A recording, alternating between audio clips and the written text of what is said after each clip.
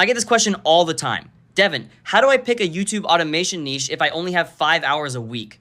Here's the rule. Don't pick your niche by RPM first. Pick it by production friction. If you've only got 5 hours, your niche needs to support one video a week in a simple, repeatable workflow.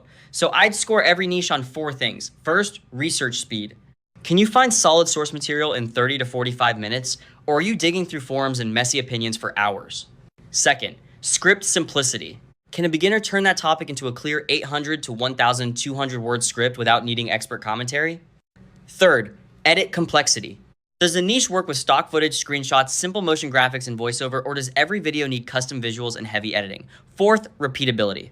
Can you make 20 video ideas in this niche without every upload feeling like a brand new production system?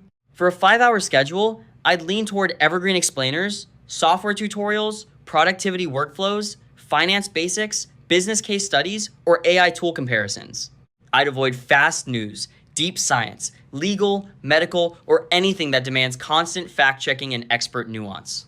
My decision rule is simple. If one video can't be planned, produced, and published in under 5 hours by week 3, it's the wrong niche for your bandwidth.